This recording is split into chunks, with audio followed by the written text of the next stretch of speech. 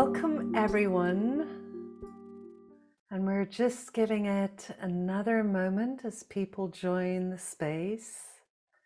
People are still coming in, but a warm welcome to you all to the Trauma Informed Leadership course, and we call it the Trauma Informed Leadership Course 2 because we had a beautiful course last year, and in some ways this is a deepening. Partly we'll go through the same introductory sessions, but we'll also have a deepening, a refinement, of course, an adaptation to the current environment of what is happening in the world, and especially also adding more on healing architecture and how can we bring what we learn here home to our organizations. But before we go any further, I just want to announce that we now have our translation rooms or interpretation rooms open for both Spanish and Ukrainian.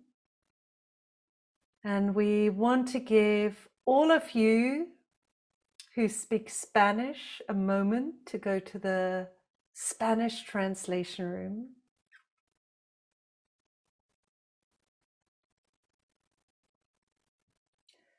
And also everybody who speaks Ukrainian to go to the Ukrainian translation room.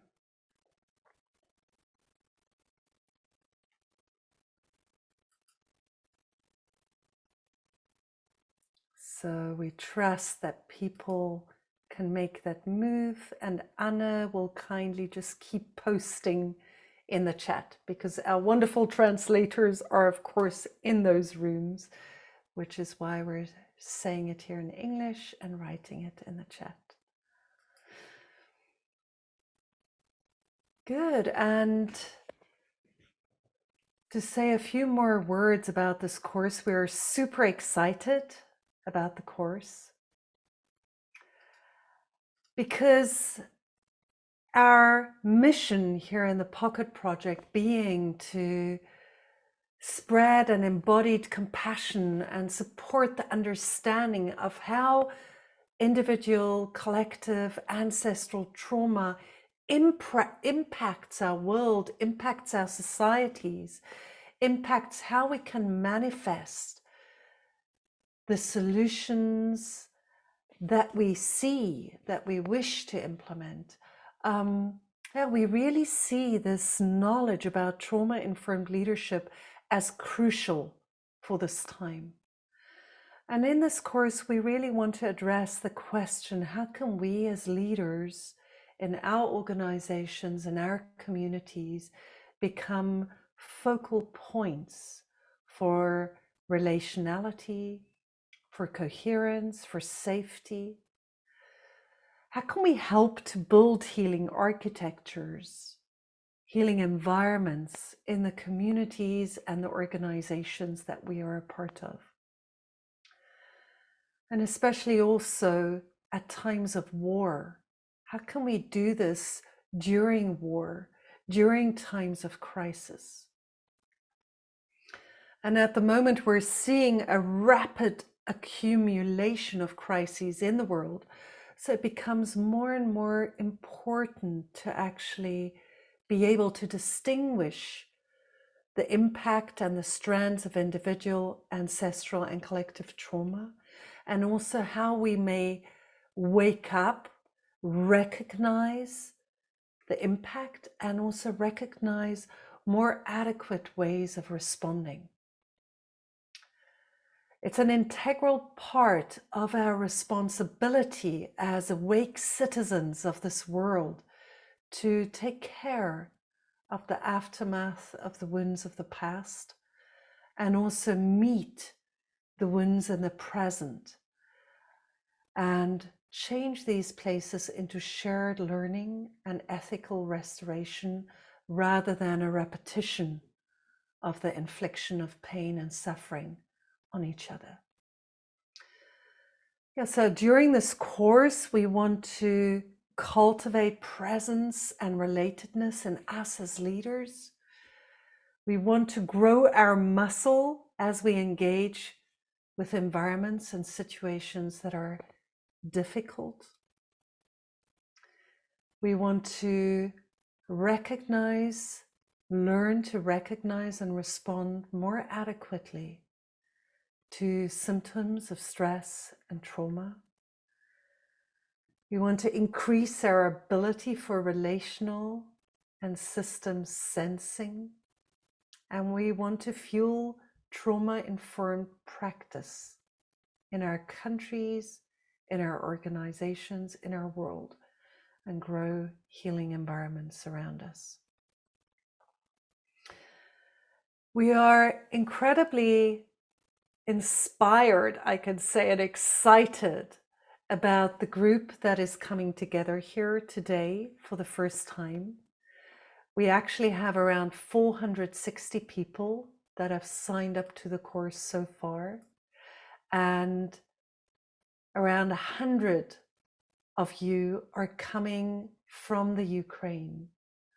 And we want to welcome you especially and just honor the resilience, the vibrancy, the solidarity that you have shown to the world in the face of the war that has been inflicted on Ukraine. And really pray and hope that this course may in some small way prepare the ground for healing and for regeneration beyond the war that you are going through at the moment. We also want to welcome a group of around 50 to 60 Spanish-speaking people. Many of you come from Argentina, but we also have people from Colombia, many other places in Latin America, Spain.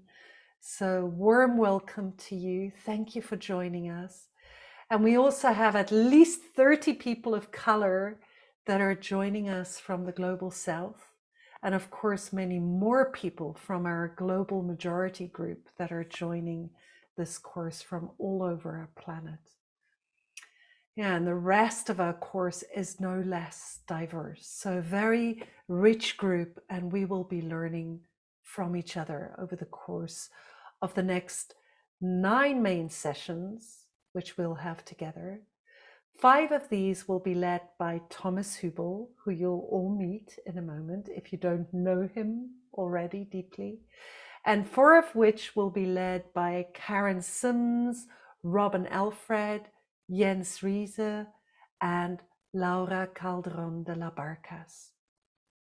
We'll also have triads, affinity groups, practice groups, where we can deepen our exploration of how can we bring the learning from this course home to our language spheres, to our countries, to our organizations and institutions, our communities. Yeah, and just allow the learning to trickle down deep into our bodies and become embodied wisdom and lived knowledge rather than mental knowledge. Now, many of us have leadership roles in the area of psychology, of therapy, of working in NGOs and education, in the support of refugees, and through meeting each other in this space, we are meeting the world with more intimacy. And just one last thing about this, as we meet in this community, we will share with you guidelines for how we want to be together in this space. And one of the main agreements that you've actually all signed in the legal ticks that you've given as you registered was an agreement to confidentiality. And this is really important to us so that we can create a safe space together in this course, a place where we learn to trust, to show our vulnerability. So we have an agreement that we do not share each other's names. We do not share precise information about each other as we share about the content of this course. And we just ask you all to stay really aware of this as you go through this course, and we'll also remind ourselves of this again and again. So our journey during this course will really go from the basic components of what we're speaking about, then exploring more the individual aspect of trauma, the team aspect, organizational aspect, systemic aspect. We'll look at diversity and oppression, racism, how does that play in, leading from the future, and then come to healing architectures specifically. So we're really going on a journey together, and towards the second part of the course, we'll have more integration sessions as well, where we can deepen the knowledge. We're very grateful to Thomas Hübl, who's offering his time for free in order to support this course and support the non-for-profit work of the Pocket Project in the world. So it's an incredible gift of Thomas, also of many others in the team that are gifting their work to make this possible. And I just want to have a moment of gratitude for your generosity. Thank you. Thomas is a renowned teacher and author and international facilitator whose lifelong work integrates the core insights and wisdom of the great wisdom traditions, but combines this with the newest discoveries of science. Since the early 2000s, Thomas has been facilitating large-scale events and courses that focus on healing and the integration of trauma, with a starting off especially with a special focus on the Holocaust and the shared history of the Israelis and Germans, or Jewish and German people. And from there, really spreading the work to encompass more and more cultural spheres in the world. He is the author of the book Healing Collective Trauma, a process for integrating our intergenerational and cultural wounds. And if you have not yet read the book, we highly recommend it. Unfortunately, the book is not yet available in Ukrainian, as far as I know. And with that, I hand it over to you, Thomas, for our first module, Leading in Times of Complexity. Over to you. Thank you, Kosha. Yes, hello, everyone. And thank you for the rich introduction, Kosha and Anne. And it would be lovely maybe to start. It started already, but maybe you can just write a hello and from where you are so that we see a little bit the rich composition here in the chat. So if you continue what already started, so we can see from that we are calling in from all over the world, right? Very fast, right? From all over the world. And to get a sense as you read through the chat entries and see all the rich global composition that we bring together. We are a global community interested in trauma-informed leadership from many continents. And get a little bit of feeling of how that feels, kind of with a rich background, a diverse background of cultural origins, and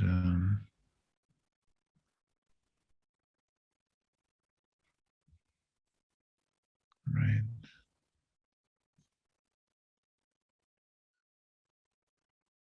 Right. Great. And keep writing. Keep writing. We will extract the chat after every session, and it gives us a little bit of a. We will also post it so that we can see. Like always, our collective fingerprint of each and every session.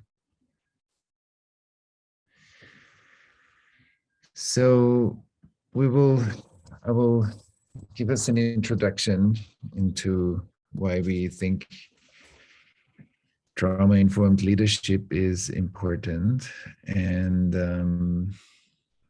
what is trauma-informed leadership. And we will, as Kosha already mentioned, we will deepen certain aspects in the various modules that we go through. But today I will introduce a bit the flow of this course and the different stations, and then we will do a practice together, and at the end there will be a time for questions. I will talk a little bit slower so that our interpreters or translators can kind of keep track. So why trauma-informed leadership? Because I believe that as leaders, we are actually not just a position, but we need competence. And the competence, one part of good leadership, is being able to combine all kinds of competencies, business competencies, consulting competencies, political, economical, whatever, educational competencies with relationality, so that we combine the competencies that we have with the relational competencies in order to be in a leadership position. We need both. If we don't have both, it will show symptoms in the system.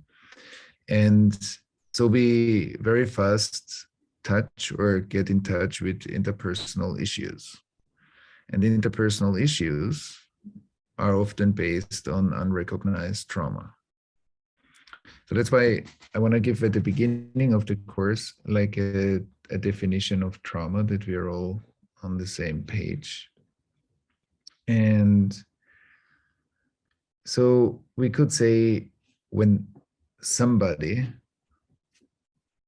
which means it can be a person, can be an organization, can be a family, can be a country, like a country at war, or can be our global humanity when our, for example, climate change, or like a strong pandemic as we had it, impacts basically the entire globe. So that starts to create traumatizing events. For example, climate change intensifies its trauma impact. So when somebody goes through a strongly overwhelming experience that we cannot process in the moment, our nervous system goes into a very high stress level, an overload, and that very high stress level leads to kind of a fragmentation. That fragmentation means that the nervous system has the power, or our body has the power, to shut down the overload and numb it. And so with what I said right now, we have basically three elements how trauma shows up in our life. One is high activation, which means high stress, fight, flight, or freeze.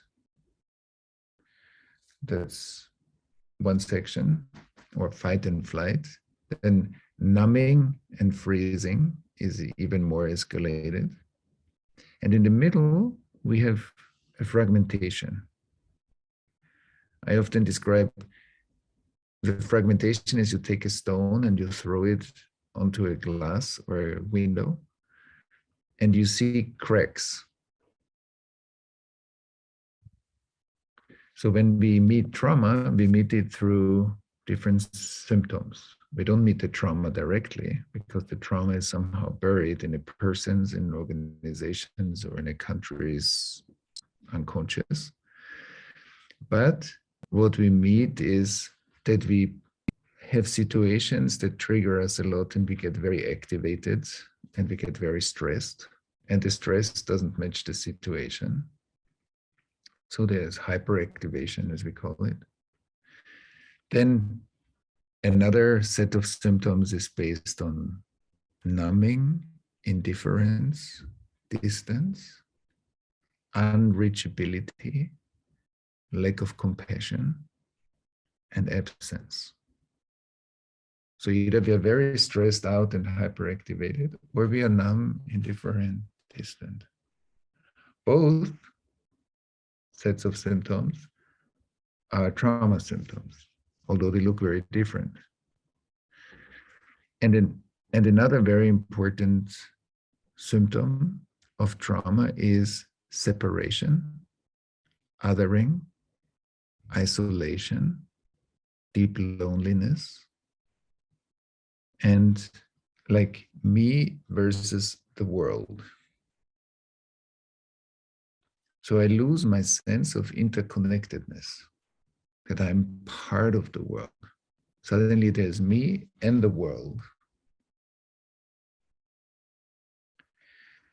And so that's a basic, we will come back to that multiple times, but that's a very simplified or simple summary of how trauma shows up. So in our organizations or in our family systems or in countries, trauma shows up as either I'm very scared and stressed, or I'm very reactive and even aggressive and stressed, or I get frozen and numb and indifferent and disconnected. Or I see the same thing in people around me. We say something to somebody and suddenly some of these symptoms show up.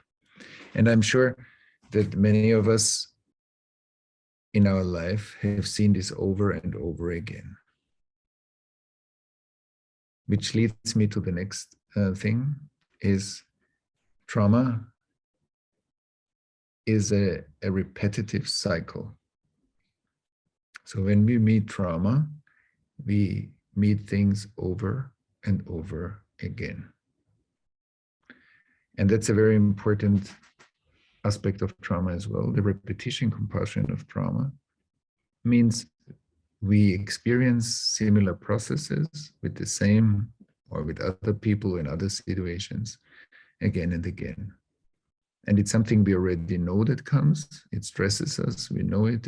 We call it difficult. We call it painful. And those cycles can be personal cycles. This can be similar processes organizations go through. And it can be similar patterns that states or societies go through. So when we look at wars, for example, the repetition compulsion of a war is maybe a big cycle. It can be every 50 years, 100 years, but it's a recurrent process. And when we look back at human history, we see those cycles again and again and again.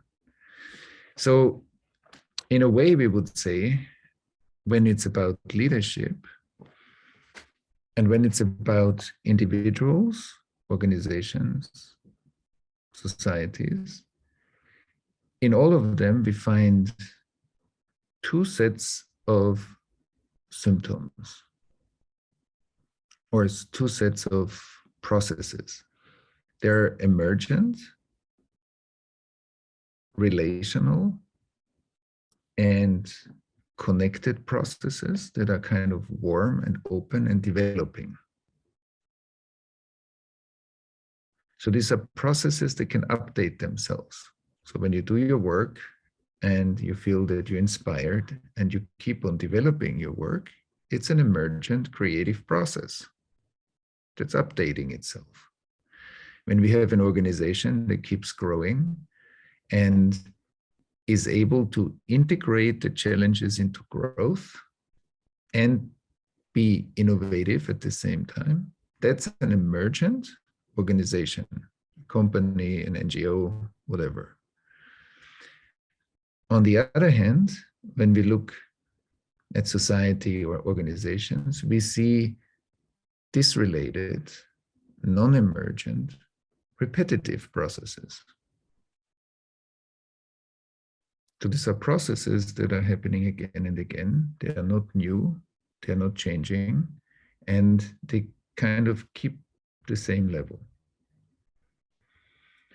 And as one of the home practices for this session, I want us to pay attention in the next week until the next course session to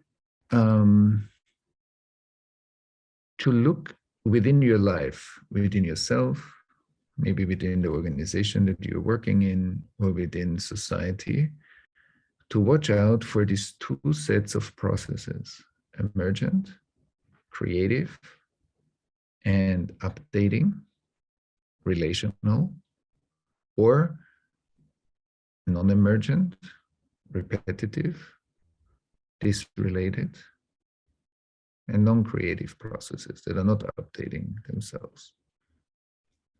And so when we look at society, for example, when we look at the collective, I believe we see both. And for us as leaders, it's very important to be able to identify those. So I will come back to that in a moment. But I want to make this, we will also make some notes and we will send out afterwards like a home practice assignment. And I think that can be one, because it's very interesting when we pay attention, we see it more and more. And then it helps us to respond to it in a different way. The next thing for today I would like to look at is responsiveness versus reactivity.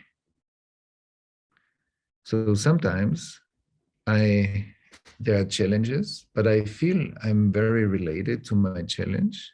I can respond to it, which I think relates to the English word responsibility, my ability to respond, which means my response comes out of a relational connection to the situation, to a person, to a circumstance, or to a challenge. When something is challenging, I can be responsible or responsive.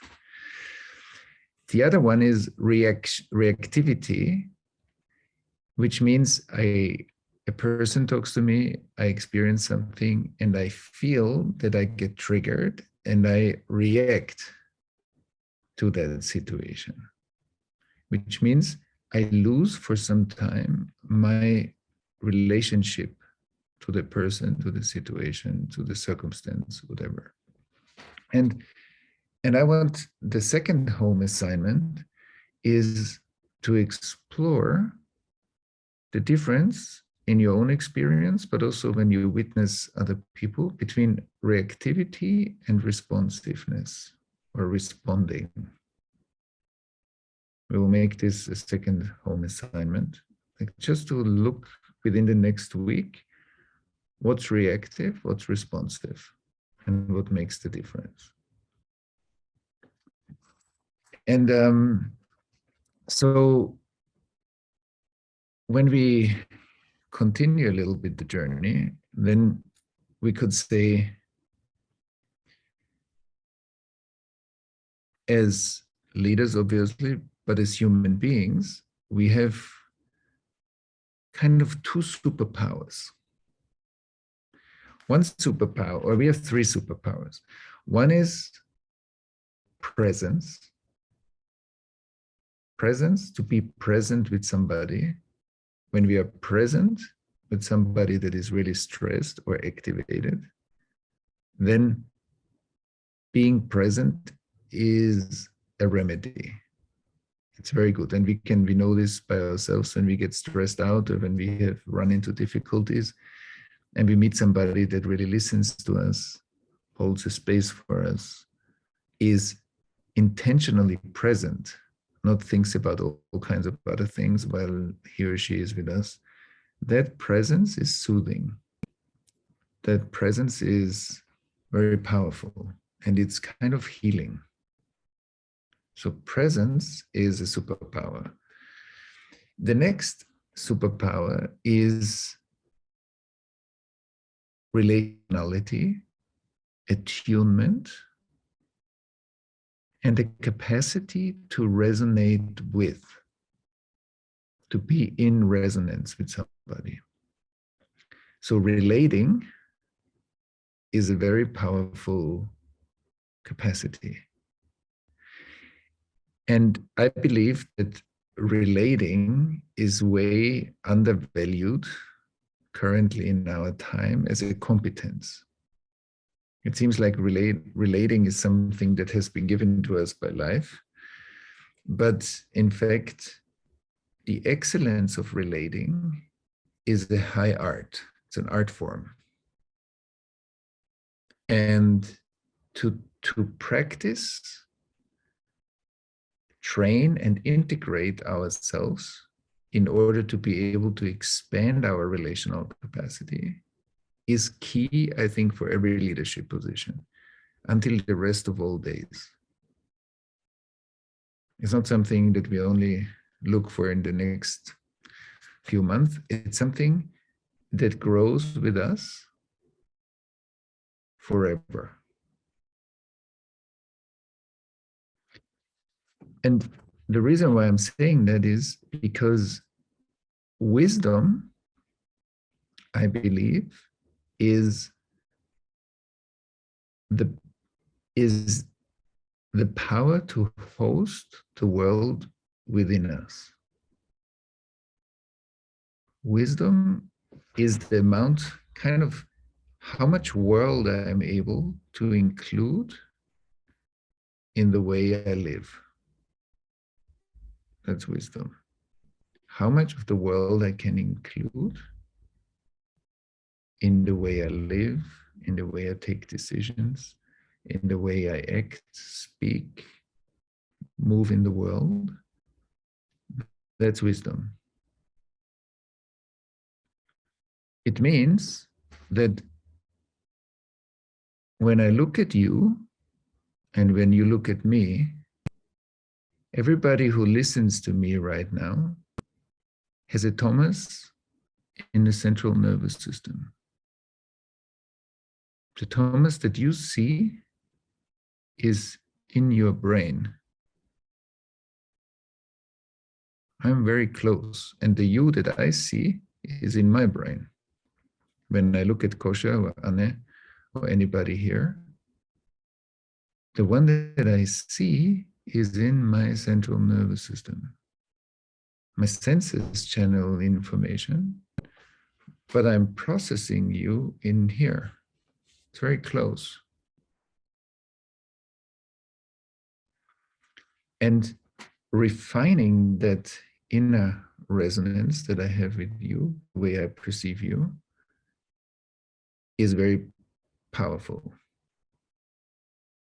The way I can include the organization that I'm working for or I'm a part of, the more I can represent that organization in myself, the inside and the outside become like a coherent presence. That's very powerful. That's intimacy. But for intimacy, we need an open nervous system. We need to be in resonance with each other. Sometimes we experienced, or we are experiencing, overwhelming situations where we cannot stay that open. It's too painful. So we are kind of shutting parts down. And as a leader, and also, of course, as a therapist, as a consultant, as a coach, as a teacher, in many professions, where we are in constant communication with other people, with parts of the world, with all the things that we are doing, the intimacy of how the world arises in us is key, because that's the amount of information that I'm able to process. That's the data I can process. But where I'm hurt, I cannot see you fully, because where I'm hurt, the you that arises in me is reduced. So where I'm traumatized, the kosha that arises in Thomas is smaller than the one that is really there.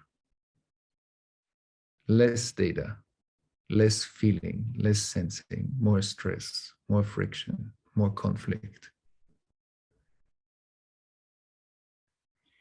And the reason why I'm saying that is because all of us are sitting kind of in the same boat. Because all of us carry some trauma inside. Some of us maybe more, some of us less, some of us integrated already some of the trauma. Some of us are starting that journey. But it doesn't matter because it's universal. It's part of what it means to be a human being. The question is only how we live it, not if we have it, because I think almost everybody carries some trauma inside. But the question is how we live it and how we develop the trauma into learning. That's the art form, how to develop trauma into learning. So I will speak a little bit to that, and then we will also do some practice that we get a little experiential part into this thing. Why I'm saying that we all carry some trauma. So either biographically something happened to us in our life. We went through a really hard time that was traumatizing. We went through biographical events that were specifically traumatizing. Then there's the whole range of attachment trauma. That is like how we grew up, the first years of our life. They're very fragile. And we all know we need attuned parents, parents that protect us, parents that can see us in order to flourish and develop. If certain qualities are missing, it's difficult for us, and that leaves marks. So that's on the individual side. So either something really impactful happens, but also the way how we grow up leaves some trauma traces in us. The second dimension of trauma is the trauma that our ancestors went through, our parents, our grandparents, our great-grandparents. Many of our ancestors went through hardship that was traumatizing. That usually, or in some forms, it gets passed on to the next generations. So the parts that our ancestors couldn't take care of or integrate, they also hand it over to us in order to take care of it and to integrate some of it. And then the next dimension is what I call collective trauma, is that the world that we have been born into was already collectively traumatized in some areas like racism, slavery, the Holocaust, wars, genocides. Countries or bigger parts of the population experienced the trauma together, like as a collective. But even further than that, there were thousands. Let us just look at Europe. There are hundreds of thousands of years of wars, and then phases of integration, and then another war and phases of integration. So the world that we have been born into was already traumatized before we were here. But it's very important, and we will talk about this more in a later module, but it's very important because most probably nobody told us that when we grew up in that world. So that means certain things we experienced that we call that's how life is actually not how life is. That's how life is when it's hurt. It's very important.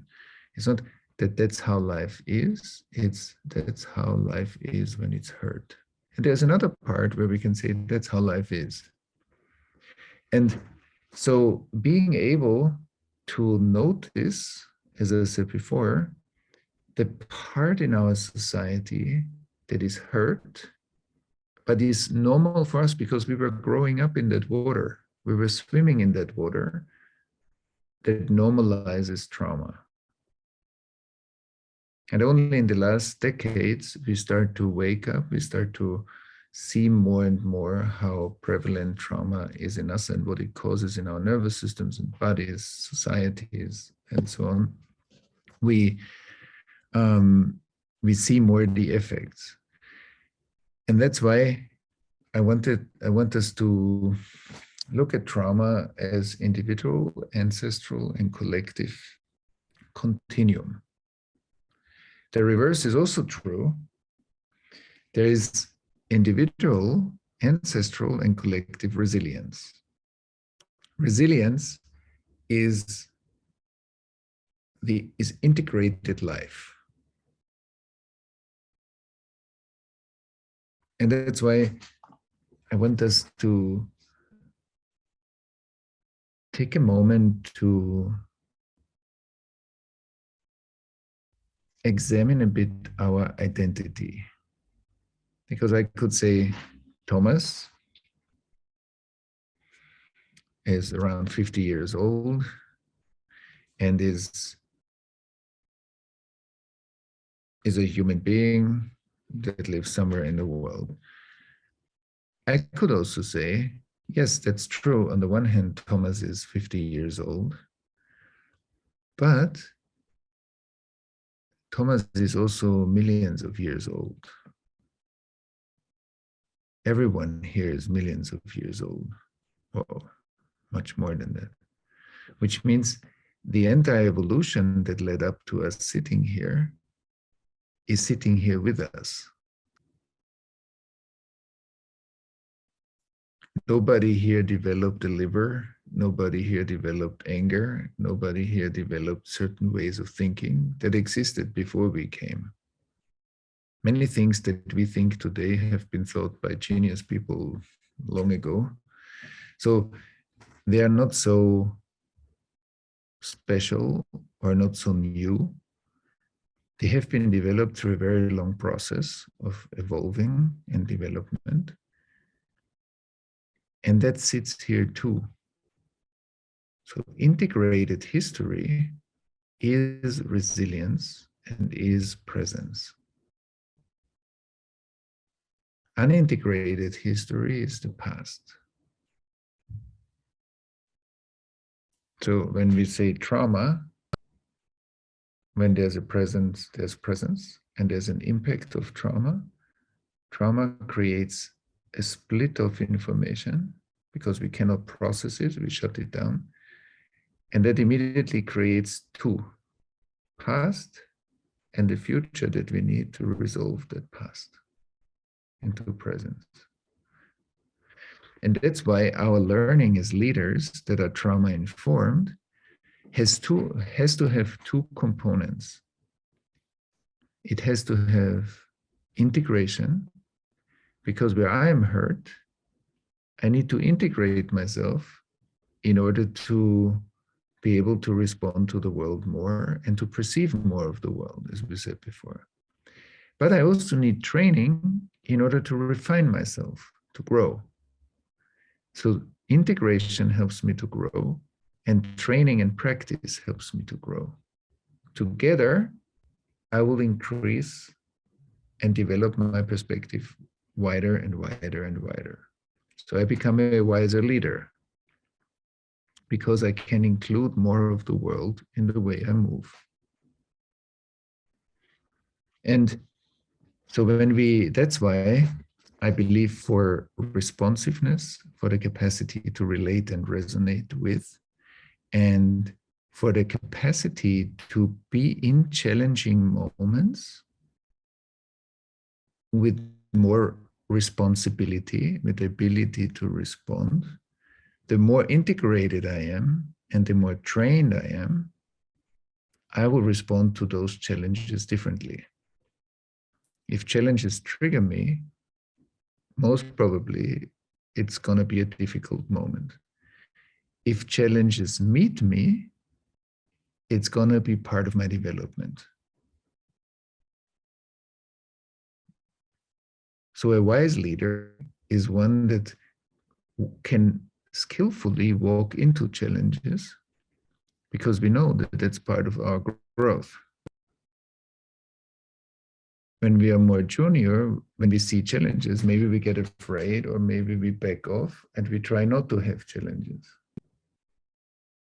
So integration and training gives me the capacity to meet challenges with a greater resilience. And we want to discern also in the course, because when we say leading in times of complexity, we are not mixing complexity with difficulty. There's complexity, and then there is difficulty maybe with certain aspects of that complexity. But complexity, complex systems are beautiful, but they need a certain capacity of me to be wide enough to host the complexity. I often say complexity is simplicity in the right cup. So complexity becomes more simple if my vessel, my cup, can hold it, can embrace it, can sense it, can be with it. But if I get overwhelmed by complex systems, then they become huge and they become very complex problems. And the other thing is complex human systems, I believe, always need to be related to, or the trauma factor needs to be factored in. Because the trauma factor adds complexity, but often becomes the difficulty that we have with complexity. So the unconscious parts of human systems, or societies, organizations, add a lot of complexity in the one way, but are often misinterpreted as difficulties. So that's why our capacity to meet complex systems grows with our level of integration. And that's why I think trauma-informed leadership is so important, because it actually gives us lots of capacities and abilities to meet various situations. And in a way, maybe the last thing from the more theory part, and then we will do a little bit of practice. The last thing is that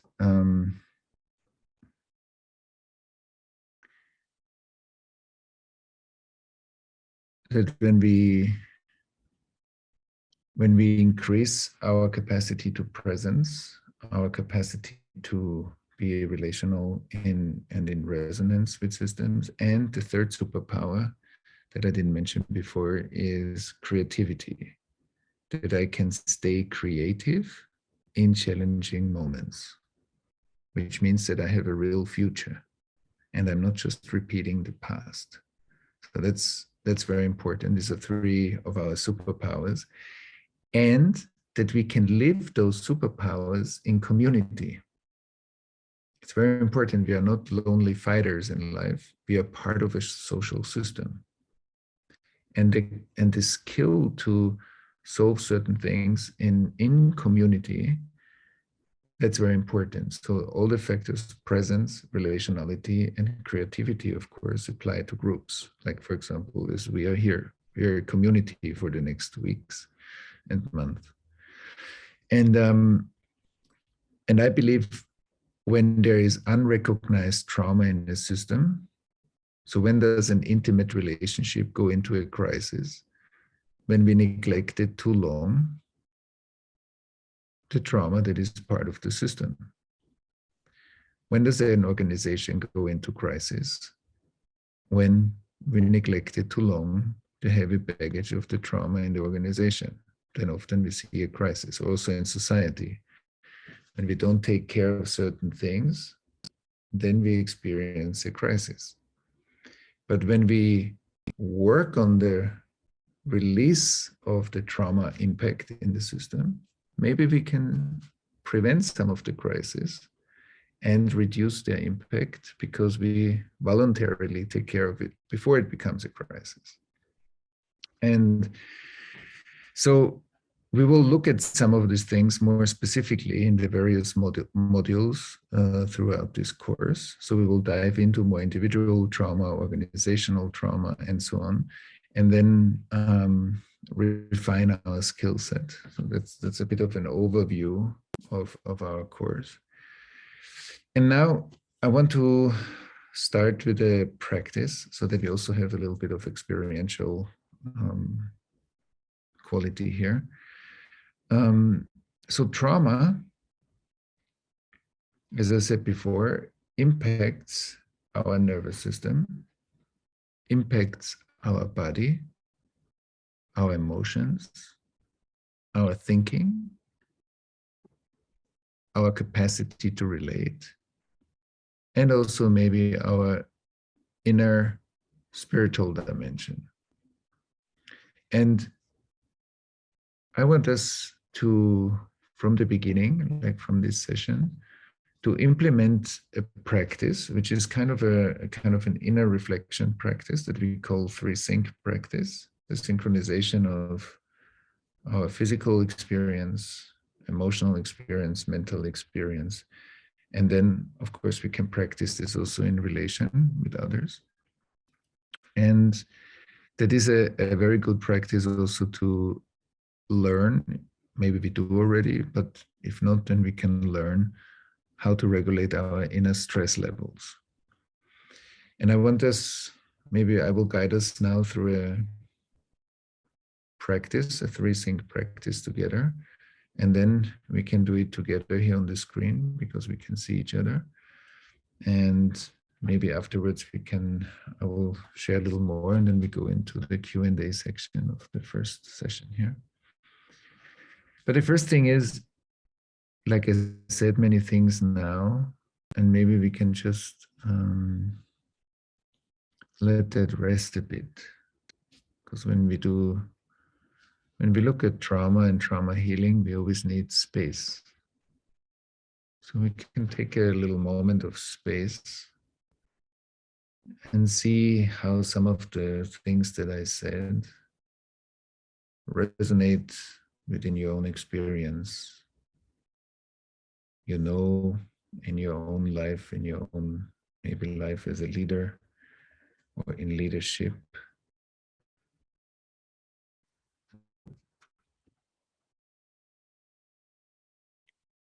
How it shows up maybe in your life, in certain relationships in your life, maybe in your organization that you're working for.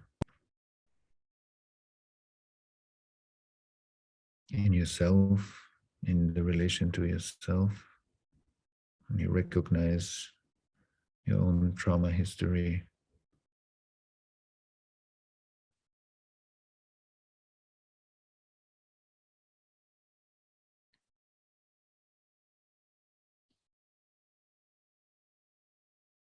Maybe also in the society around you or that you're part of.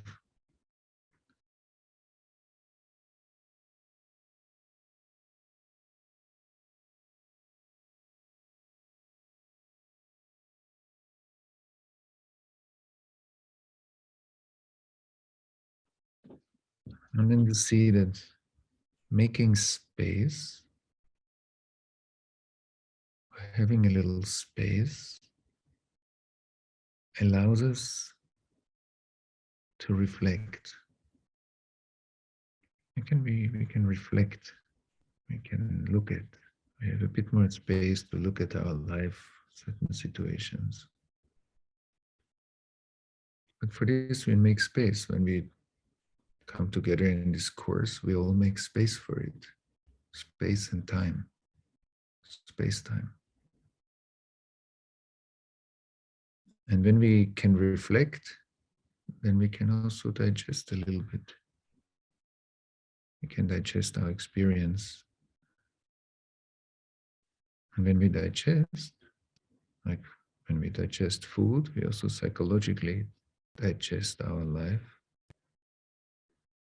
we can integrate some parts of it and turn it into learning.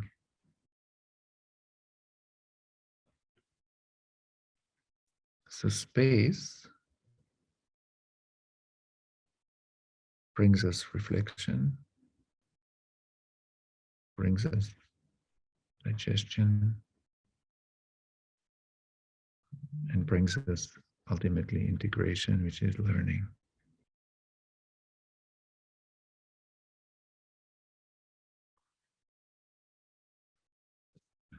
And one way to create space is through a mindfulness practice or kind of an awareness practice,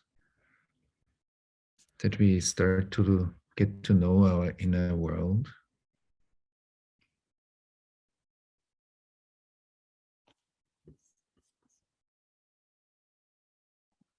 We can take a screenshot for a moment of your inner experience. How do you feel right now? You're coming into a new course. You're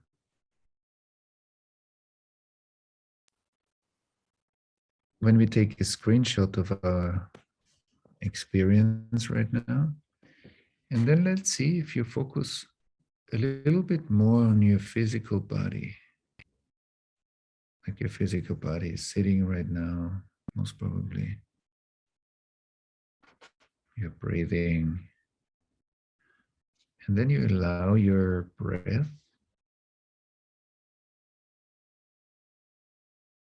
especially your exhalations, every time you exhale, to drop a little bit deeper into your body and feel your body. And with the next cycle of breathing, you do the same. You dive deeper into the body.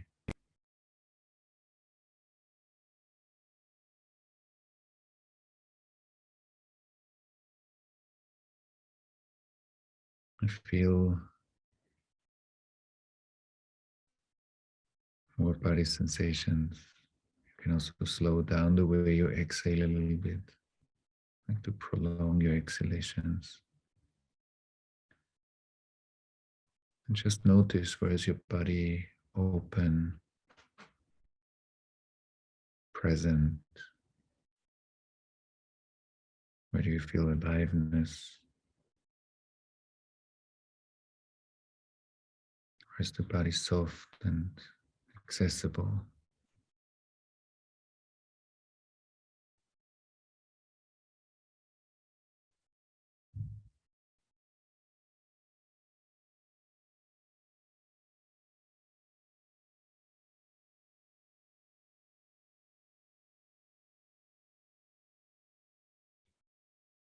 Where do you feel tingling, streaming, pulsing?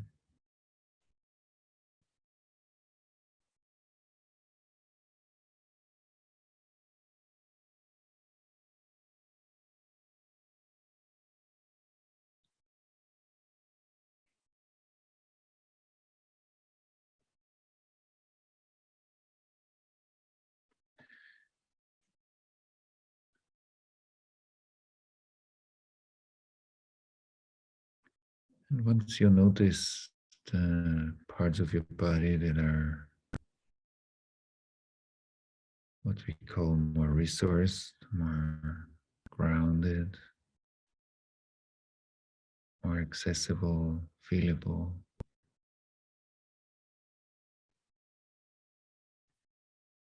then you can also check in, what's my current stress level? So once you're grounded in the body, you can look at, how stressed am I now on a scale from 1 to 10.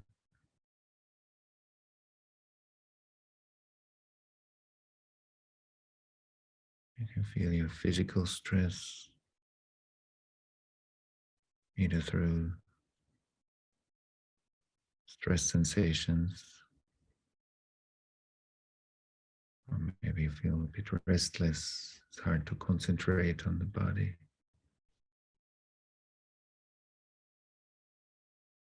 There's a lot of inner activity or activation, and that's okay. We just want to become aware of and maybe embrace a little bit more the inner activation.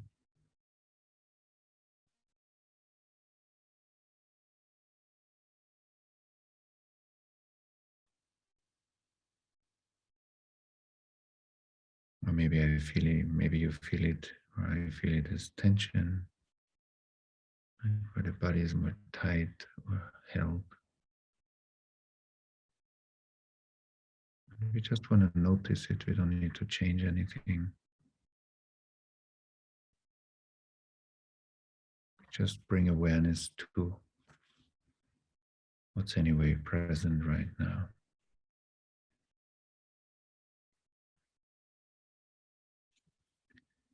So once we have a deeper feeling of our body, we can look at what's your emotional experience right now. So when you ask yourself, what's my emotional state? Do you feel any emotion? Do you feel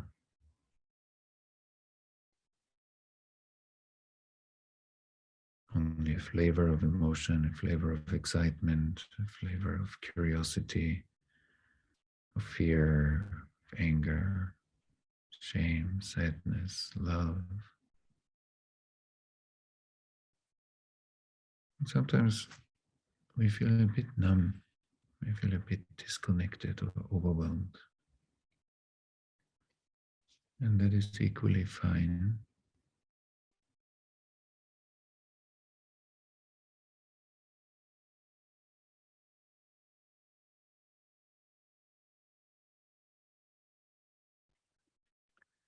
And then see, once you're checked in with your emotional experience, how do you experience your mental activity? Is your mind very busy? Is your thinking very calm? Does your thinking feel a bit tight or very spacious and open?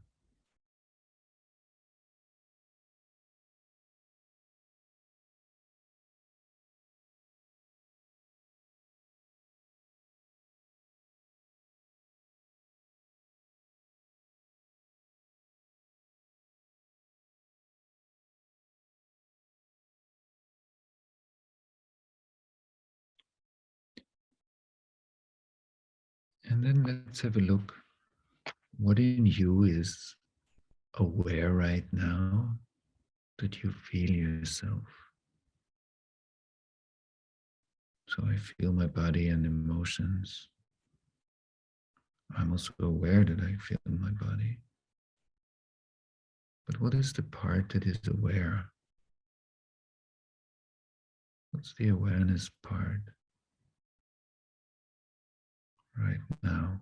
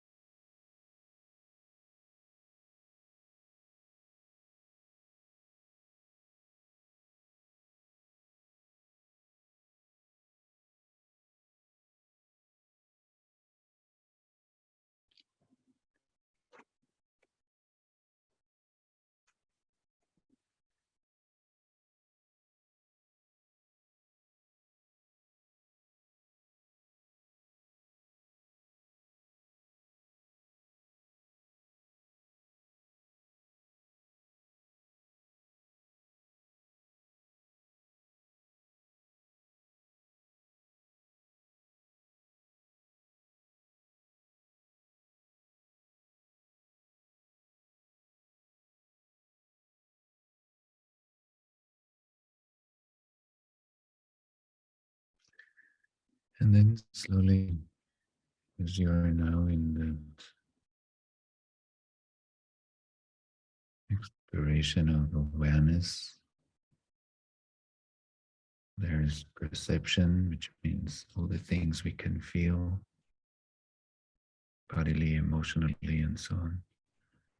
And there is awareness, like the space, capacity to witness.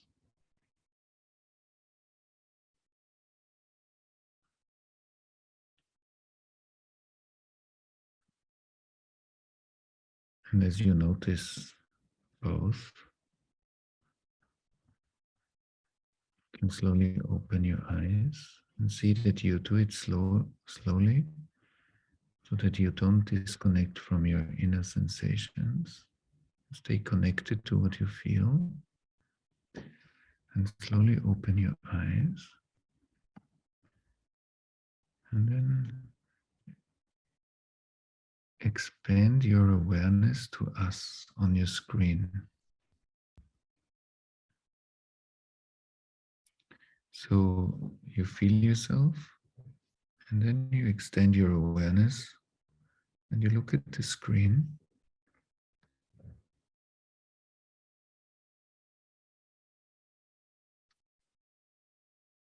And then look at a few people and just feel them. Of course, not everybody, it's too much, but choose a few people on your screen and see how they're feeling, how they're doing.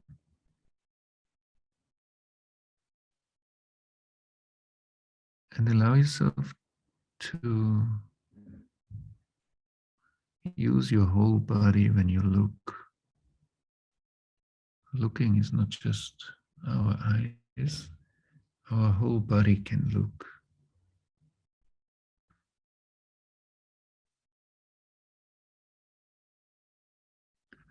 And what we are doing right now is we are activating our nervous system to sense and also co-regulate. When we feel somebody else, we are becoming aware of the basic building block of relating, which means I feel you and I feel you feeling me or feeling one of us. We don't know who looks at whom, so we say, I feel you and I feel you feeling one of us. When we sit with a person in a room, I feel you feeling me is the basic building block of relating.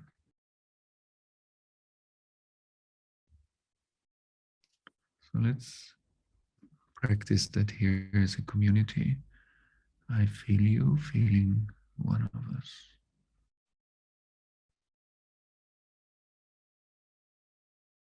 Right.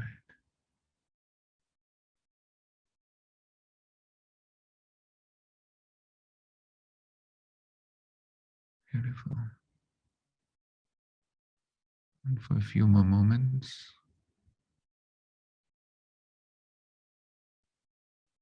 you can look through the group.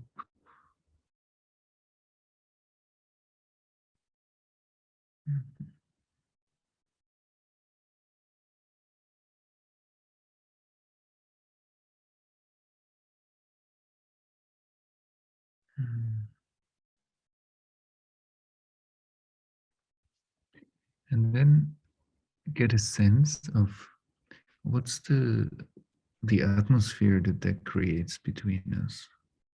When we start to feel each other, what happens with the group atmosphere, presence in the group?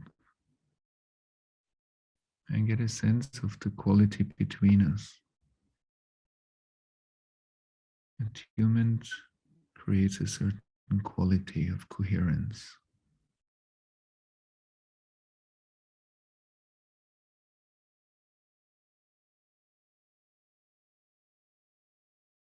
Mhm.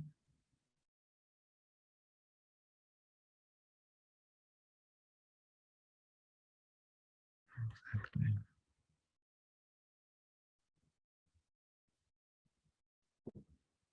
Mhm.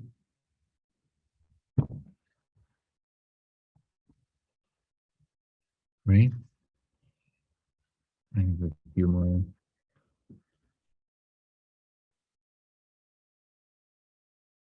kind of inspirations, and then we can transition to the Q&A section of the session today.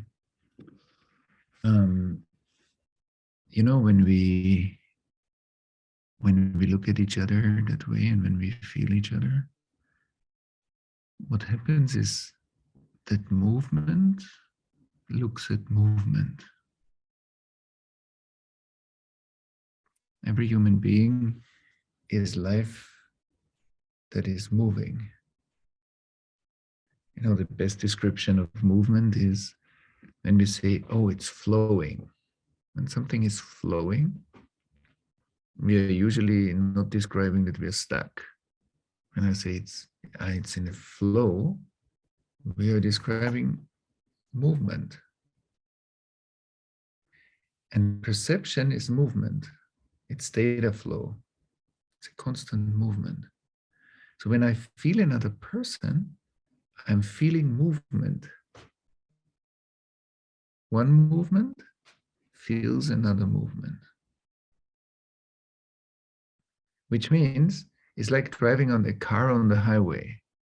When there are two cars on the highway that drive at the same speed, you can open the windows and talk to each other. So relating is attuning to somebody's movement and negotiating a mutual movement.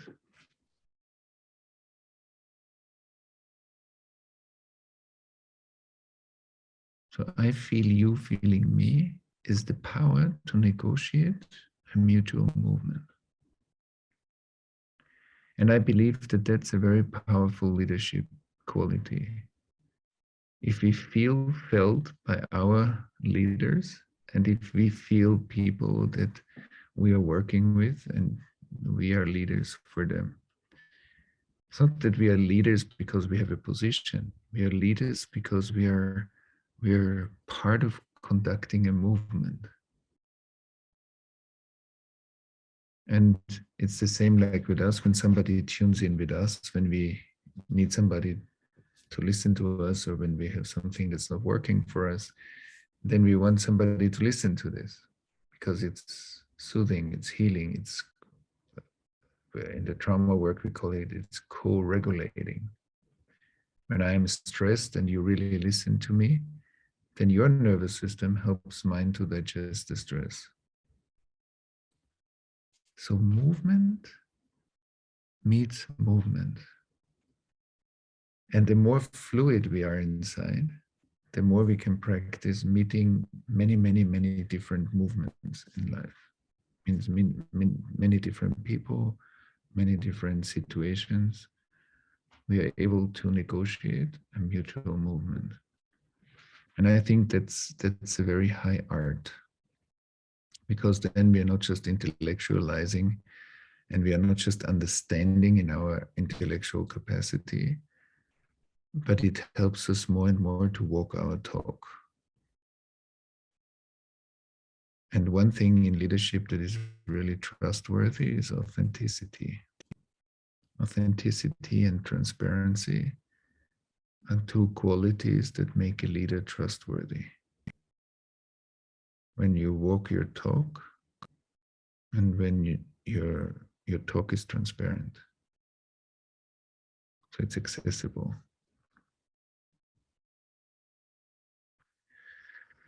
And that's why we will practice a lot here, that relating is not just talking to each other, but relating is a deeply embodied process. It needs our whole body.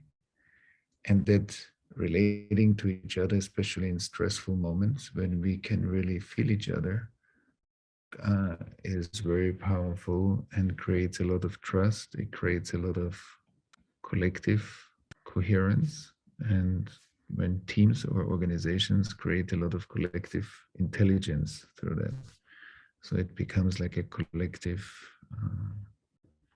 collectively intelligent field. And then I would love you to just look at one more reflection, and then we can go into the Q&A.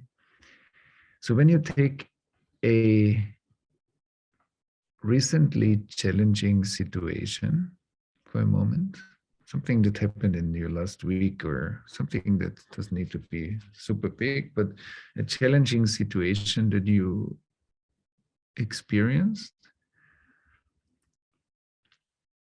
And then with all that we talked about today, see if you see some elements of trauma symptoms in that moment.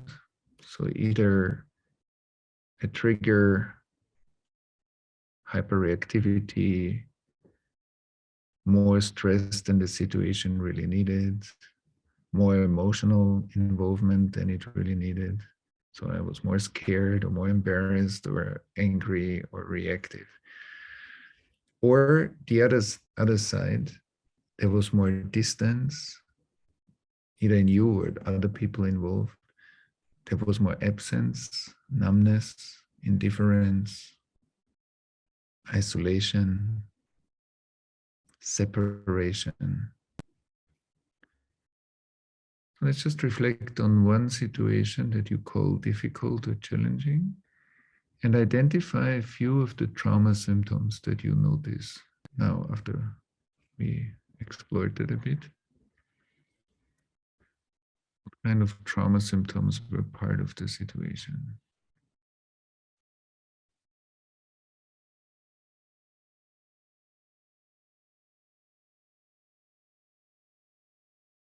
Just for yourself, you don't need to say, it's just that we practice a little bit looking through the trauma lens and situations we experience.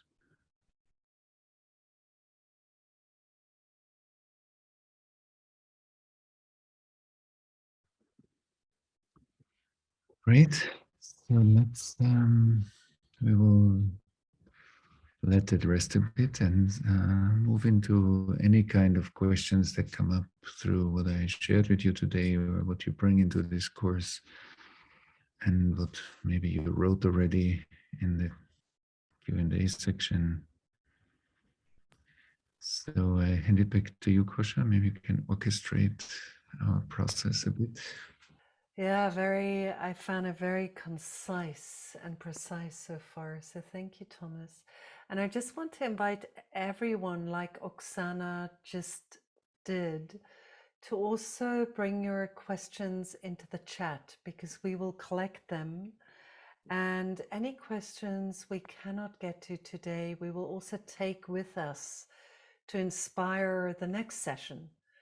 So this is also great. And Oksana, I really love your questions. So if you want to come online and ask it here, please do. But Thomas, shall we go with a live question right now? Or? Yeah. If anybody has a live question, we go with maybe we whatever start with you, Venji. Can you unmute yourself? Yeah, great. Thank you, Thomas. I came up to this workshop and this morning was totally, of course, happy, excited, and we are eager to learn.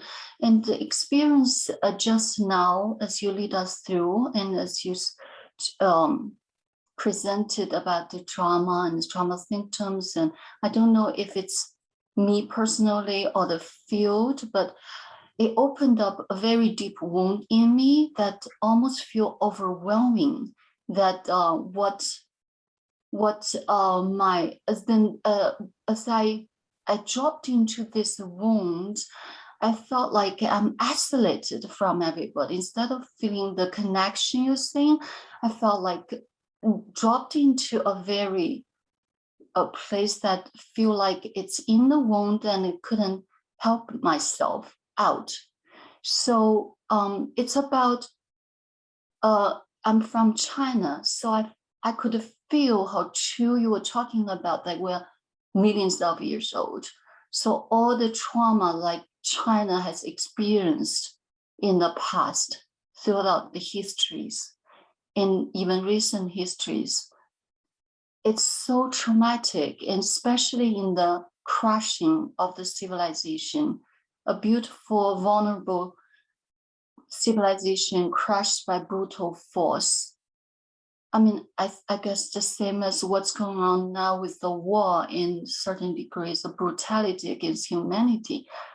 So my question is, how can I integrate this wound? I felt like, of course, it happened before whenever this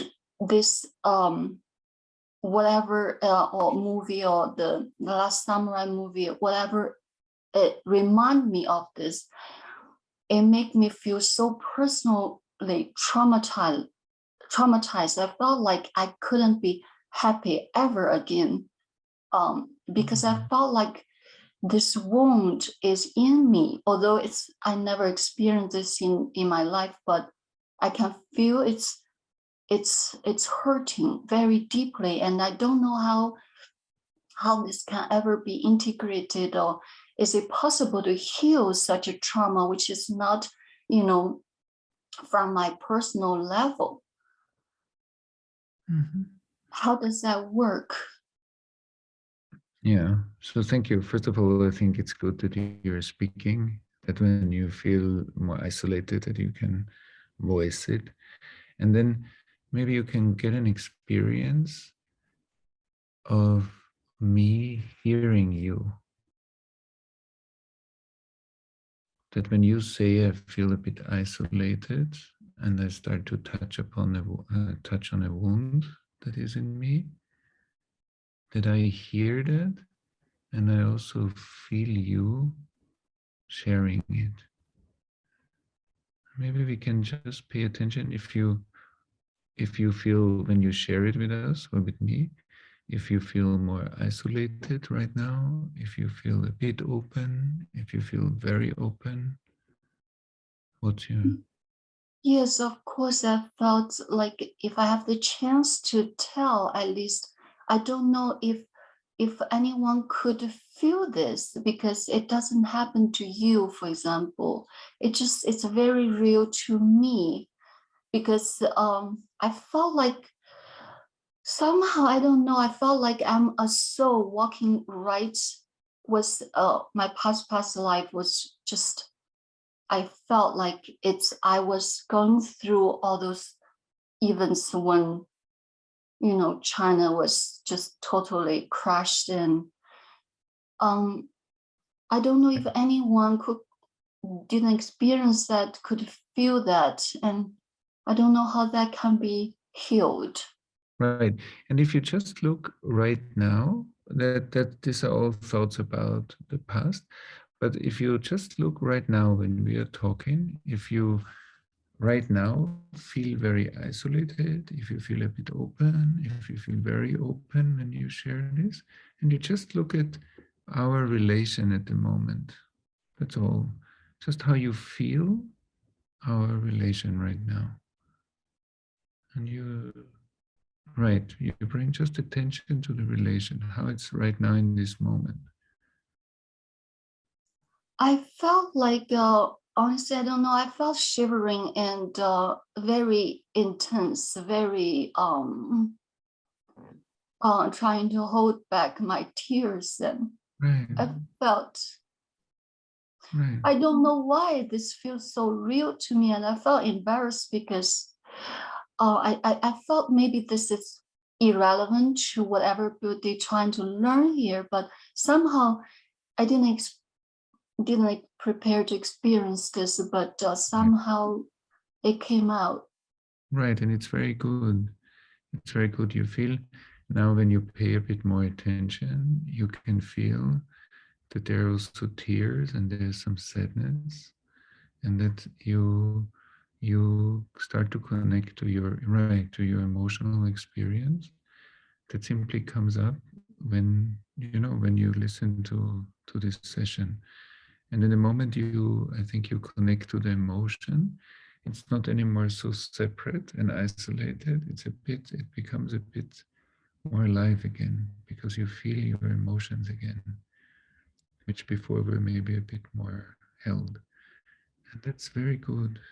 And then it's like something wants to detox itself something comes to the surface and wants to be experienced, and it's actually a good process. Even if it comes a bit surprising, but it is part of our learning, because that's exactly what, when we talk about trauma, that's exactly what is the experience of a little bit of its healing. That we become aware of deeper sensations that live in us, right? And I can also feel the sadness that you experience. And so we have a moment where we feel it together.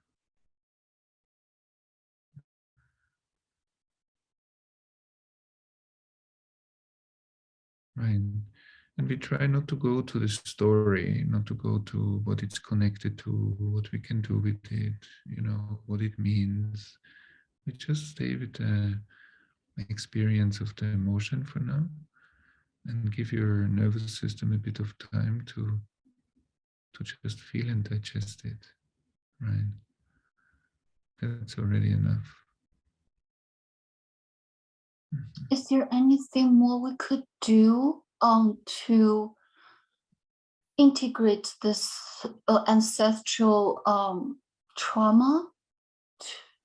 Is there anything I can learn from this? I felt like it's like a black hole almost. Like there's Right. nothing I can do about it. Right, because what we can do is to stay with the experience that is arising, allow it, and not go immediately to the thinking about what comes after. Because then we go away, that's a good way to go away from the experience, to the thinking that helps us to go out of it. So to say, yes, of course, there are things we can learn, but the learning is happening right now. When you touch the emotion, you're already learning. Oh. Because the sadness, like the tears came up, and your nervous system wants to let go of something. That's already part of the learning. Because maybe you're touching into a grief that is also a grief in your ancestral or collective experience in China. That grieving, a certain grieving didn't happen. And the grief that you feel is also connected to some pain that you feel. And just being a bit softer with this is, yeah, right, is giving you time to digest that a bit. To digest it. And right. And that's the emotional learning that is happening right now. Something is happening right now. Yeah. Okay. Yeah. Yeah. Thank you so much. Yeah. Thank you. I think maybe I shouldn't take up too much of everybody's time, like. Yeah, it's good. We have the time that we need for the things that are happening here. So if you're also sharing something with us, that is for everybody else. Everybody can learn something from you. We can learn how to listen, how to be attuned, how to participate in somebody's experience. That's a deep learning. So you give us the chance to experience this with you. It's very generous that you speak in front of so many new people. That's great. Thank you. Thank you. Thank you, everybody. Thank you, Thomas. Thank you. So if anybody else wants to. Yeah, Venji, just thank you so much. And please do read the chat, because there's just so much appreciation for you. And yeah, maybe we go to Olena next. Yeah, I'm Olena. I'm in Ukraine, in Kyiv now.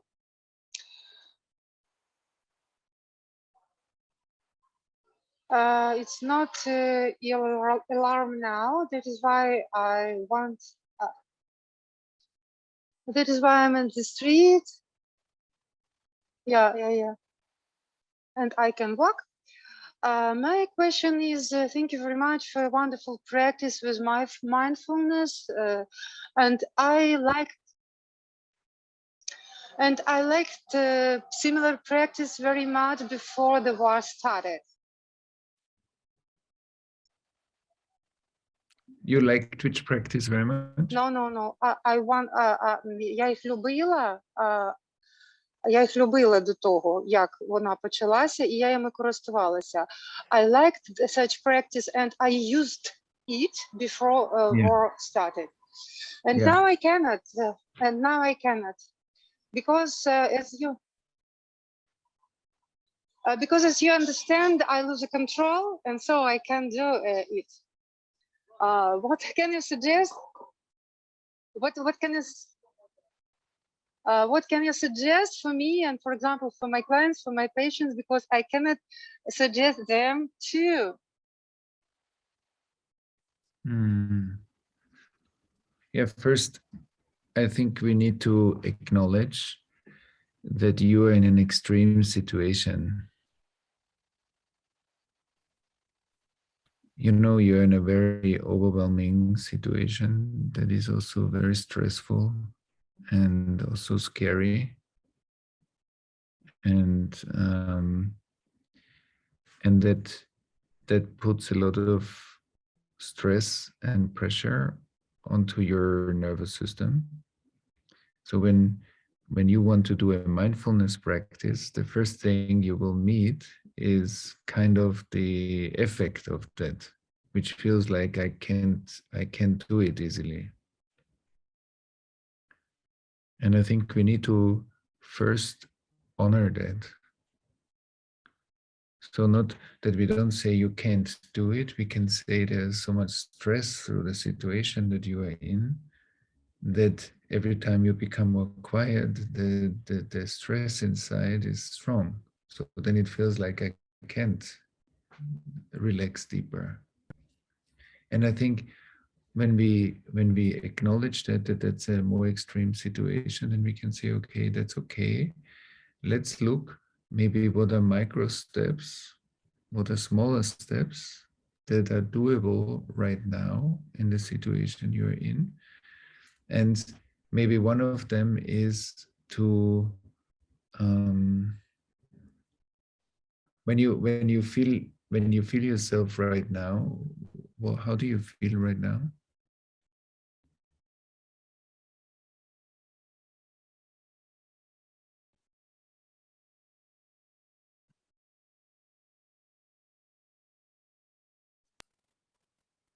Now I am very well.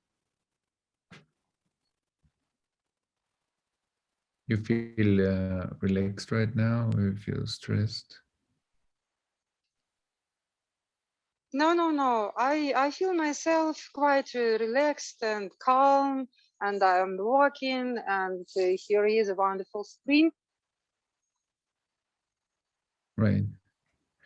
And when you sit down and you want to do mindfulness practice, what's happening then for you?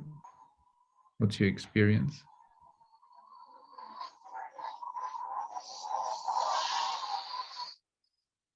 От тоді я починаю відчувати напруження і не можу. At that moment, I start to be, how to say напруження? Tensed, yeah.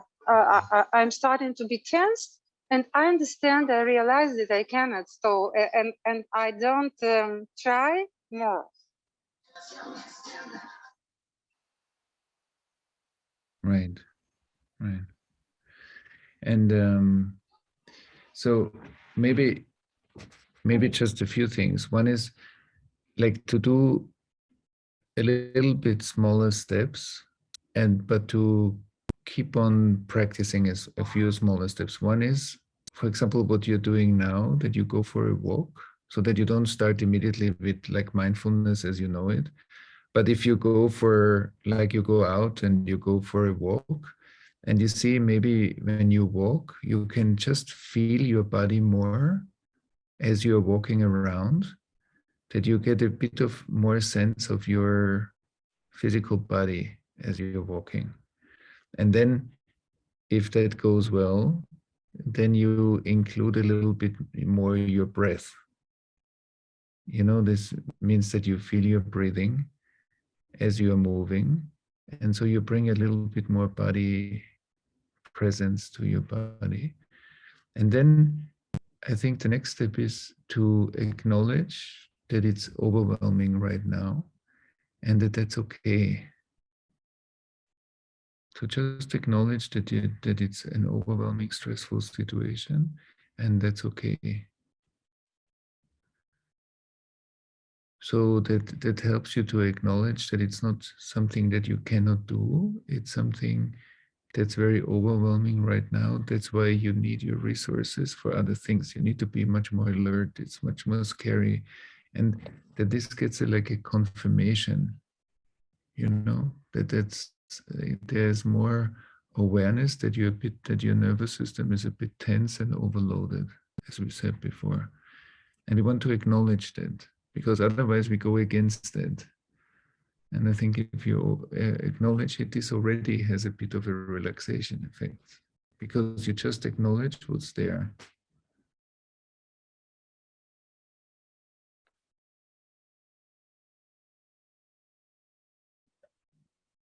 And another thing that's, I think, very helpful in more extreme situations, if you have people, or at least 1 or 2 or 3 people, that you can speak sometimes just about how you feel, even if you don't feel much, but to describe your inner experience to somebody that can listen to you.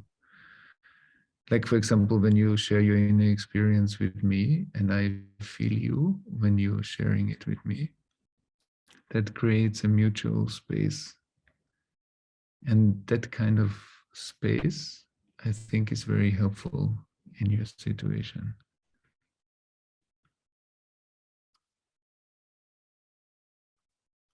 When you feel a bit that you shared your mindfulness difficulty with us or with me, how does that feel to you?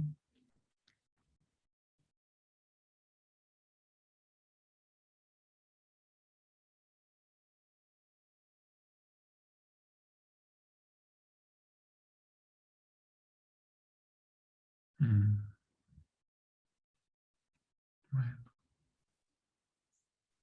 Thank you, Thomas. Maybe I try and I'll be from the understanding this is a situation when I cannot be relaxed, and maybe it could help me.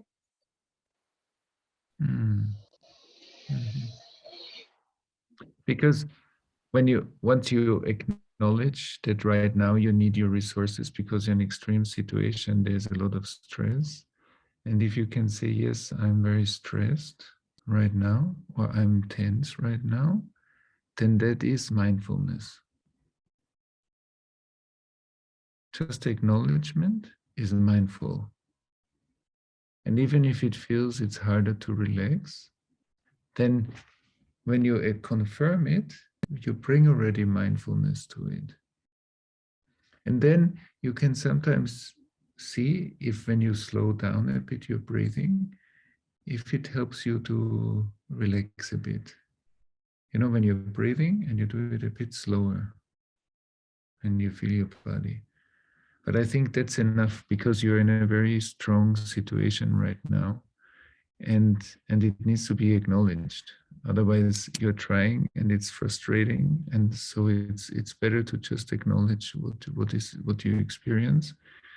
See if you can do some movement, a bit more conscious movement when you walk, to do it consciously, and exchange a bit about what you're going through right now with trusted people. I think that's the better practice for now. These things. And we will go through the course anyway, and we will deepen some of the practices, and then you will see how it supports you in the situation that you're in. that okay for now? Yes, Thomas. Thank you very much. I will try maybe next time from breathing until your next meeting. How would it be? Yes, very good. Let's do that. Thank you. And we will go to Yulia next. I'll try to speak English. I'm a little bit worried. Maybe I couldn't explain everything exactly, but I'll try. Okay, maybe it will be a little bit quickly. I have some feeling next over 2 days, I think.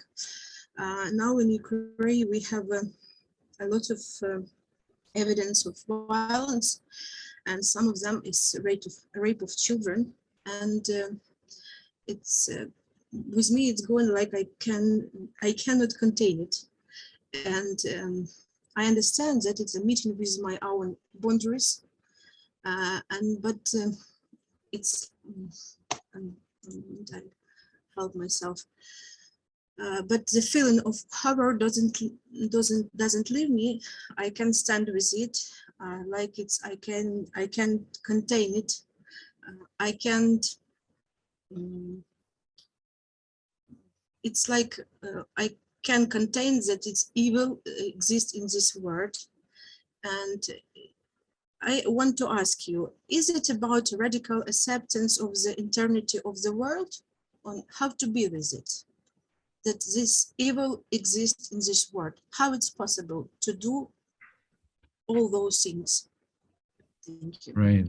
I think I would ask more the question, like when you say you cannot contain it, then I would be interested in, when you hear about these things, what's your inner response? So how do you feel?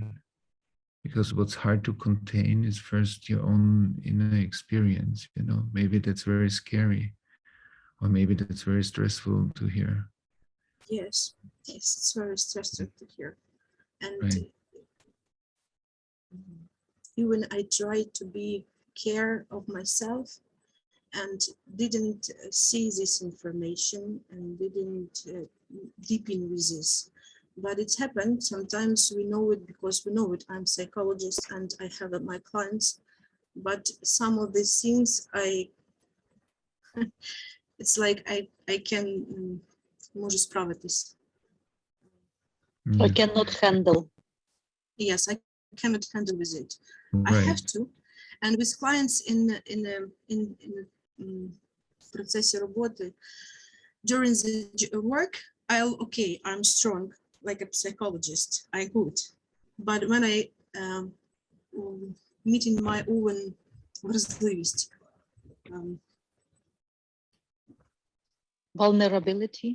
Vulnerability. Right. I feel so слабкою. Right. So not strong with it. Right. And I think that is the first step. Besides that, it's, you know, it's terrible what's happening, like what you're saying. But the first thing for you, I think, is here in this context is to have a space where what you feel at least has a little bit more space, because we're a community and we hear what you're sharing with us. So we are kind of your witnesses right now of that you have also a bit of a space to feel how that's stressful for you just to hear. And maybe, you know, you are going through something as a woman and as a human being. When you hear these kind of things, that's very stressful. And it needs also like that you being felt and heard with your stress, so you can slowly digest what that brings up in you, because that's a very strong thing to hear. And that you feel what you feel is very natural. You know, and that of course you need to be with your clients, but you're also a human being, and you need a space to digest your own feelings. And you said in your own vulnerability, there's stress, there's fear, there are all kinds of things coming up. And I think when we feel this together for a moment, that you feel, oh wow, I go through something, and that's first of all very hard to contain because it affects you. And then we make a space for you, and I think if you can digest your own feelings, then you can also look again clearer at the situation. But now this is mixed, you know, there's how it affects you, which I think is very natural. But since it's so strong, I think you need a little bit to be heard, to be felt, to be in community, to see that you're not alone with what you feel, but that I and many people here care about what you share with us, you know, and you're connected to us here now. And maybe to listen for a moment to your body and notice, yeah, it's very stressful to hear this. And it's maybe also scary.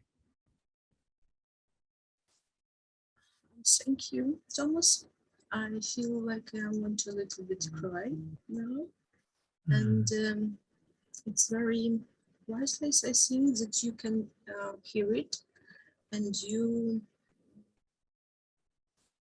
is okay to meet with it information, because a lot of people is hiding of it. They can't even touch with this information. Right. Thank you very much. Right. I'm feeling this support. Yes, I feel it. Yes. That's very good. Yes, I understand what about you talking about. Yes, thank you. Yeah, and if you can feel that support, and of course it doesn't take away what you shared with us, that's there. But first, it's about you because you heard about it, you share it with us. So now we can just be with you first of all, because we cannot influence this situation right now, but we can be with you so that you feel within the support, your nervous system can digest a bit of the stress. You feel that you're not alone, that we care. And that helps you to, you know, to process a bit your own experience. Because, you know, you're also there for other people as a psychologist, you're there for your clients. And now we are here for you. And there's just this togetherness. Now I understand how I can help. Right. Better. Thank you. Right. Yes. Yes. I understand how it's going on. Yes. Thank you.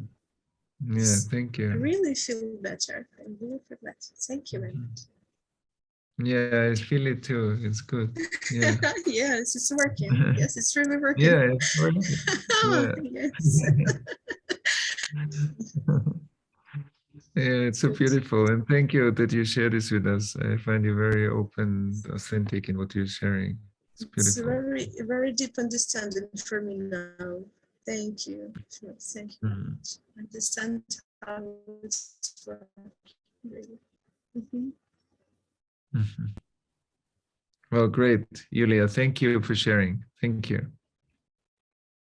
Thank you. Yes. So do you feel that we can go to one more person, Thomas? Yes. Yeah? Yes. Great. Then we go to you, Jessica. Thank you, Kusha. Hi, Thomas. Hey, Jessica. Good to see you. Likewise.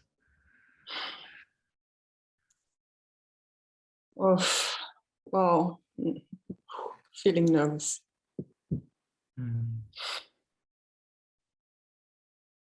I'm glad that I'm able to show up in front of all.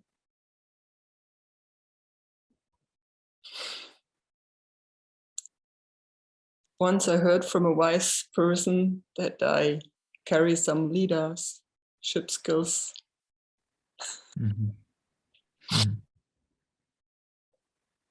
I feel so insecure that I cannot imagine how this could.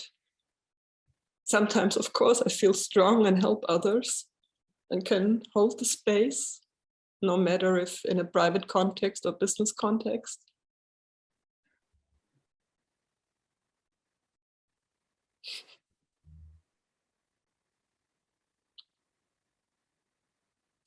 but this feeling is so overwhelming that I see no way past how I can ever hold it by my own.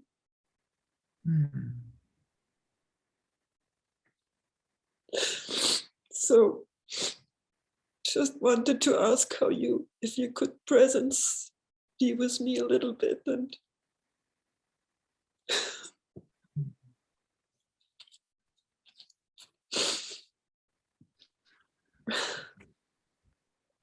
And maybe we say, when this feeling comes up, you touch some prior overwhelm, and maybe we notice that there is some overwhelm that we make space for here. Let's call it for now overwhelm, and then we go one step deeper. But you said it's so overwhelming, and maybe you touch something that in the past was overwhelming, and that we notice, and then you can go and look what's the real experience of overwhelm. So what are you really experiencing when you say I feel overwhelmed? Do you feel fear? Do you feel numbness? Do you feel stress? Do you feel what is the real experience right now as you're sitting here? fear. Okay.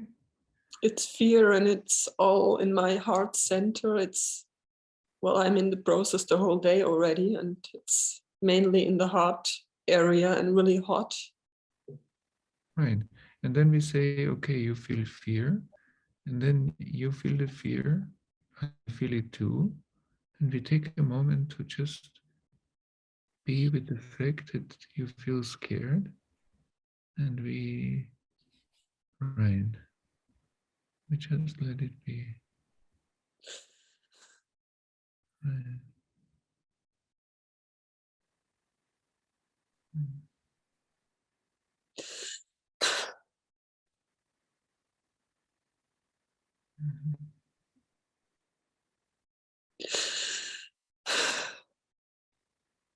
Mhm.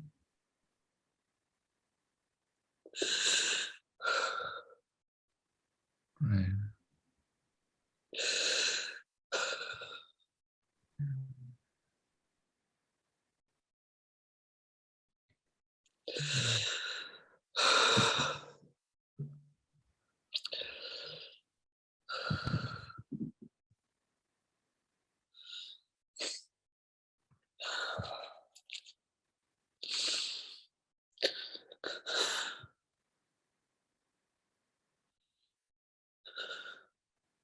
Right.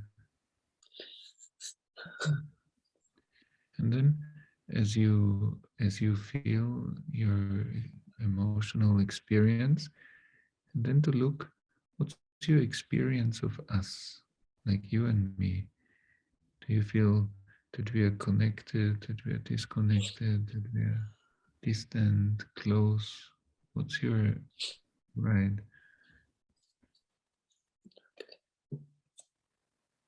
If you stay connected to the feeling here, and at the same time get a sense of the relation. However it is, if it's disconnected, it's good. If it's connected, it's good. It's not that one is better than the other. We just want to find out what is your felt experience.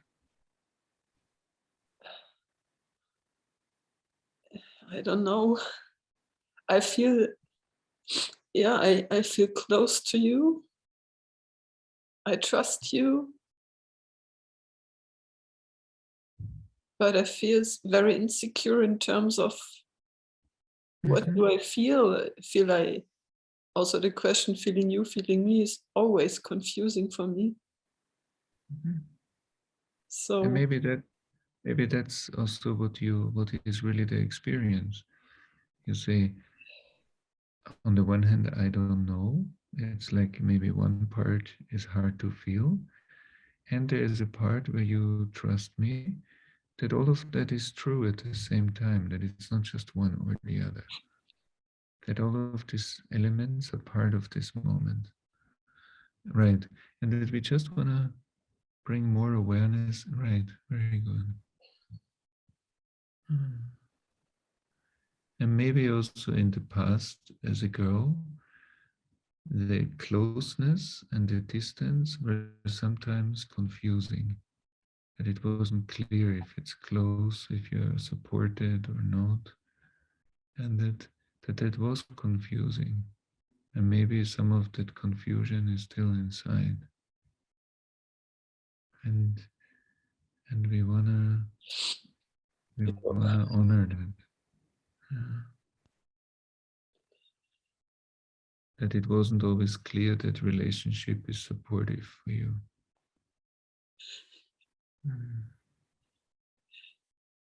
Either no one there or too much from the other side. Exactly. So that's confusing. That's either too much or too little. It's not something you can stably trust. And we want to, when nobody is there, that's really scary. When something is too much, I need to create a bit of a protection. So there's both.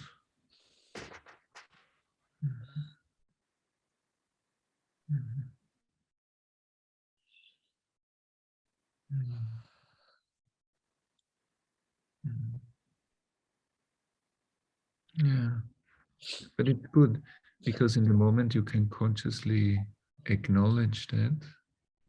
Like as we had it before, when there's a war situation, it's an overwhelming situation. And just acknowledging that there is overwhelm brings already more awareness to the process. And this is here the same. That relation is either protection or it's nothing. It's confusing. But in the moment we feel that it's both, it's already creating a bit of a more space. And I think we are not looking for a solution, we are looking for a deeper experience of what's happening.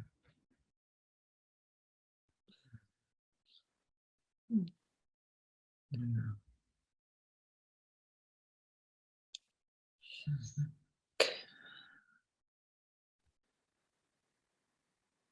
Right.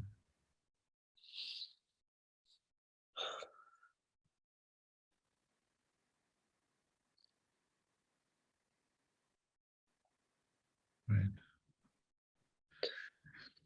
And maybe that's good for now, given our time here in this course. But I think that's a good direction to deepen what we said now, which is dichotomy of either too little or too much. Like I think that's an important dichotomy inside. Thank you very much, Thomas, for your time. And thank you. And thank you for being vulnerable here with us. Yeah. So, Kota. Yeah, are there any last words from you, Thomas? Or yeah, I think we are. Let's see this as a start of our journey, that we are embarking on a journey together, and we will give an overview of over different parts of our journey. And now from now on, we will dive deeper in various modules into different aspects. And maybe we can just take the home practice that I suggested, plus the 3-sync practice, and everybody who wants can re-listen to the, how to connect to the body, to the emotion, to the mind, to the awareness itself. And maybe do that, even if it's just 5 or 10 minutes a day. It's a great practice that helps us to develop some deeper awareness of our inner world. And next time we will go deeper with what we learned today. And thank you everybody for holding a space for everybody who spoke. That's very powerful. And we will see how that space deepens over time and what kind of powerful healing space that is. If many people presence, somebody sharing. So yeah. thank you so much, Thomas. Thank you for being here and sharing with us. Yeah, and I also want to thank you, Venji, Olena, Yulia, and Jennifer, just for your vulnerability and your presence here in the space. And yeah, you really show us also that none of us are meant to go through these experiences alone. Our nervous system couldn't process this alone, and we need each other. We need this healing community, especially in real times of huge challenges, as many of you are facing. So thank you for bringing that here. And as Thomas just said, we're not looking for a solution. We're looking for our deeper experience of what is happening. And then the next step shows itself. Yeah, so thank you everybody for being here, for starting out on this journey together. And we will deepen our space with each other. We will get to know each other more deeply through the coming months and maybe beyond.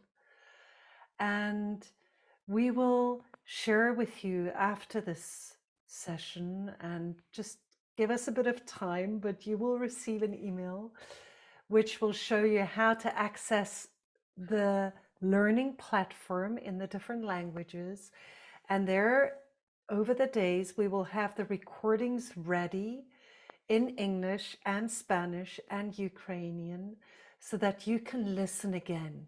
And we really invite you to do that, because you won't believe when you listen again how many other fine details you will be able to glean from the same teaching. So really going back and listening again can be wonderful to deepen your experience of this course. Also, we will send out the homework to you, and also a handout of the sessions, just of the core learning. So all this will come. You will also receive a questionnaire, a link, where you can share your preferences in terms of joining a triad, not joining a triad. These are smaller groups in which you can again deepen your experience of the course with each other. And we will also have affinity groups that we're forming, BIPOC or Global Majority Affinity Group, a White Affinity Group, possibly a Jewish affinity group, and also some practice groups, which will be based on language, where you can, in your own language, explore how can I bring the learning from this course, the trauma-informed guidelines and practices, how can I bring these to my circle, to my organizations, to my society, and to work with that.